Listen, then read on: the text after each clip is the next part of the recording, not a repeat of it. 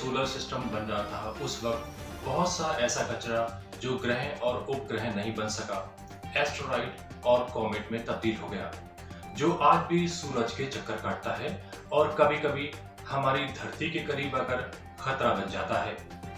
25 जुलाई को एक ऐसा ही विशाल स्पेस रॉक पृथ्वी के करीब आ रहा है। क्या है मामला?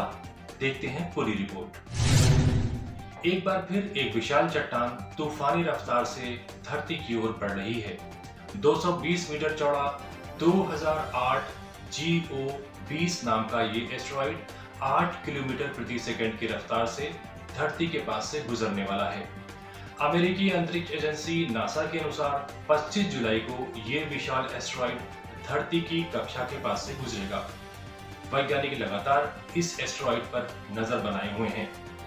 बताया जा रहा है कि इस एस्टेरॉइड के धरती से टकराने की आशंका बहुत ही कम है।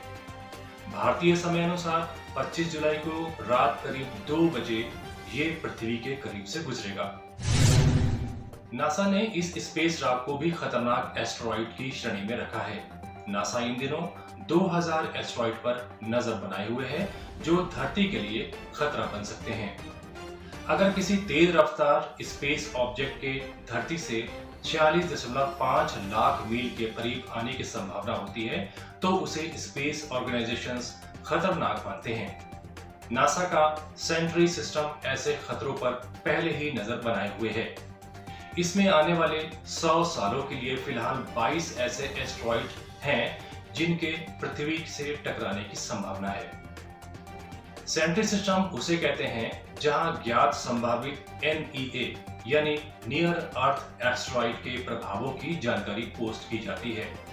ध्यान देने वाली बात यह है कि एक बड़े NEA द्वारा पृथ्वी से टक्कर की बहुत कम संभावना रहती है। स्पेस ऑब्जेक्ट आमतौर पर जोखिम पेज पर तब दिखाई देते हैं जब उनकी कक्षाएं उन्हें पृथ्वी की कक्षा के करीब ला सकती हों। जब भी एक नए खोजे गए NEA को सेंट्री इफेक्ट जोखिम पेज पर पोस्ट किया जाता है तो पुराने ऑब्जेक्ट को हटा दिया जाता है, क्योंकि नए अवलोकन उपलब्ध हो जाते हैं और ऑब्जेक्ट की ऑर्बिट में सुधार होता है। एस्टेरॉइड्स वे चट्टानें होती हैं जो ग्रह की तरह ही अपने ऑर्बिट में सूरज के चक्कर काटती हैं, लेकिन ये आकार में ग्रहों से काफी छोटी होती हैं। हमारे सोलर सिस्टम में ज्यादातर एस्टेरॉइड मार्स और जुपिटर की एस्टेरॉइड बेल्ट में पाए जाते हैं। इसके अलावा ये दूसरे ग्रहों की कक्षा में भी घूमते नजर आते हैं और ग्रह के साथ ही सूरज का चक्कर काटते हैं। करीब 4.5 अरब साल पहले जब हमारा सोलर सिस्टम बन रहा था तब गैस और धूल के ऐसे बादल जो किसी ग्रह का आकार नहीं ले पाए और पीछे छूट गए, वही इन चट्टानों यानी एस्टेरॉइड में तब्दील हो गए और आज भी सूरज का चक्कर काटते दिखते हैं। फिलहाल 220 मीटर चौड़ा 2008 GO-20 नाम का एक विशाल एस्टेरॉइड 25 जुलाई को रात करीब 2 बजे पृथ्वी के पास से गुजरने वाला है। आप अपना ख्याल रखिए और देखते रहिए रिसर्च न्यूज चैनल।